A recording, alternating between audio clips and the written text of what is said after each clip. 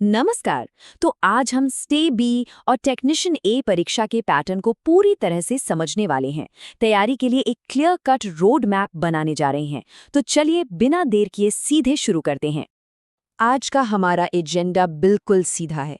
सबसे पहले हम परीक्षा की पूरी बनावट को देखेंगे। फिर टियर आई यानी स्क्रीनिंग टेस्ट की बारीकियों में जाएंगे। उसके बाद एक एक करके हर विषय जनरल साइंस, मैथ्स, रीजनिंग और इंग्लिश की रणनीति पर बात करेंगे और आखिर में सारी जरूरी बातों को एक साथ समेट लेंगे। ठीक है, तो शुरू करते हैं। देखिए, किसी भी परीक्षा की तैयारी करनी हो ना, तो सबसे पहले उसकी पूरी तस्वीर को समझना बहुत जरूरी होता है। तो आइए देखते हैं कि इस परीक्षा का ढांचा आखिर है कैसा। अच्छा, तो ये जो पूरी परीक्षा है ना, ये असल में 2 लेवल का प्रोसेस है। पहला है टियर 1, जो एक स्क्रीनिंग टेस्ट है। इसका मतलब ये बस एक क्वालिफाइंग राउंड है जो आपको अगले लेवल तक पहुंचाएगा। असली जो सिलेक्शन है वो तो टियर 2 के स्कोर के आधार पर होगा, जिसे प्रोविजनल सिलेक्शन भी कहते हैं। और यहाँ पर सबसे अच्छी बात क्या है जानते हैं? चाहे आप एसटीएबी के लिए तैयारी कर रहे हो या टेक्नीशियन ए के लिए, टियर 1 का जो कंप्यूटर बेस्ड टेस्ट है वो दोनों के लिए बिल्कुल एक जैसा है। ये कैंडिडेट्स के लिए बहुत बड़ी राहत की बात है, क्योंकि एक ही तैयारी से दोनों का पहला पड़ाव पार किया जा सकता है। तो चलिए अब अपना पूरा फोकस टियर 1 पर लगाते हैं, क्योंकि यही वो पहली और सबसे ज़रूरी सीढ़ी है जिसे हर कैंडिडेट को पार करना है। इसके बिना आगे का रास्ता खुल ही नहीं सकता। तो कुल मिलाकर 150 सवाल होंगे और इनका बंटवारा बड़ा सीधा सा है। देखिए, जनरल साइंस, मैथ्स और रीजनिंग, इन तीनों के हिस्से में आए हैं 40-40 सवाल, मतलब बराबर की हिस्सेदारी।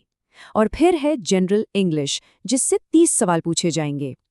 अब इन सब को सॉल्व करने के लिए टाइम कितना मिलेगा? पूरे 120 मिनट। अब हम एक एक सब्जेक्ट के अंदर जाकर देखेंगे कि क्या ज़रूरी है, और शुरुआत करते हैं पहले 40 सवालों वाले सेक्शन से, यानी जनरल साइंस से। देखते हैं कि इसमें कहाँ फोकस करना है।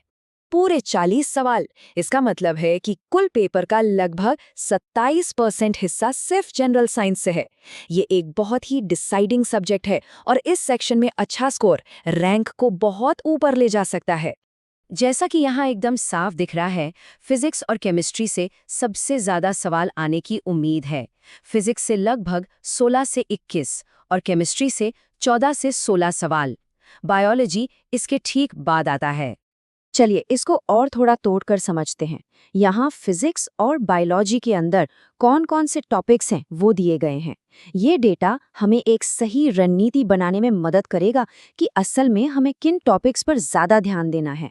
तो सबसे काम की बात क्या है? देखिए, अकेले फिजिक्स में इलेक्ट्रिसिटी, मैग्नेटिज्म, मोशन और फोर्स, इन टॉपिक्स को मिला दें तो करीब 11 से 16 सवाल बन सकते हैं। ये वो टॉपिक्स हैं जहां कम मेहनत में ज़्यादा नंबर मिल सकते हैं। और स्मार्ट तैयारी का मतलब भी तो यही होता है ना? कि पहले उन हिस्सों पर फोकस किया जाए जहां से सबसे ज़्यादा फायदा हो। चलिए अब अगले 2 बड़े सेक्शंस की तरफ बढ़ते हैं, जो इस परीक्षा का लॉजिक और प्रॉब्लम सॉल्विंग वाला हिस्सा है। ये हैं मैथ्स और रीजनिंग। अब बात करते हैं मैथ्स की, जिसमें हैं पूरे 40 सवाल। ये सेक्शन स्पीड और एक्यूरेसी का असली इम्तिहान है। यहाँ हर एक सवाल कीमती है, क्योंकि ये स्कोरिंग भी हो सकता है और अगर रणनीति सही ना हो तो बहुत टाइम भी ले सकता है। ये रही मैथ्स के उन सभी टॉपिक्स की लिस्ट जिनसे सवाल पूछे जा सकते हैं। इसमें सिंप्लीफिकेशन से लेकर अलजेब्रा तक सब कुछ शामिल है।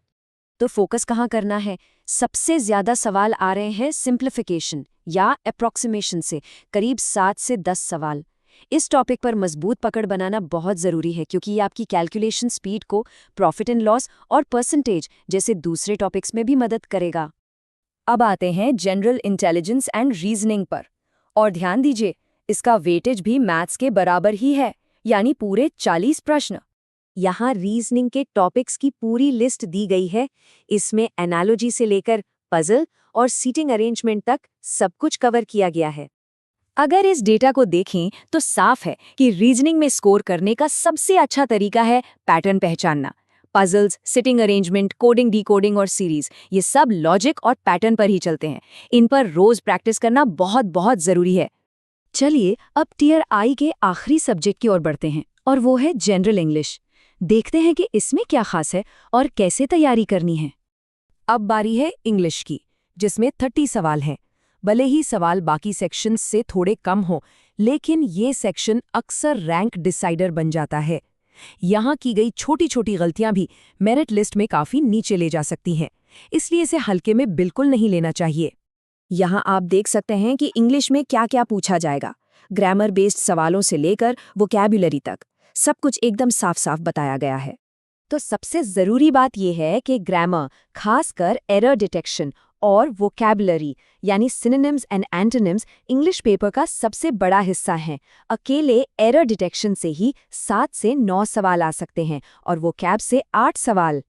तो हमने सभी विषयों का गहराई से विश्लेषण कर लिया है। अब वक्त है इस सारी जानकारी को एक साथ मिलाकर एक ठोस और एक्शन लेने लायक प्लान बनाने का।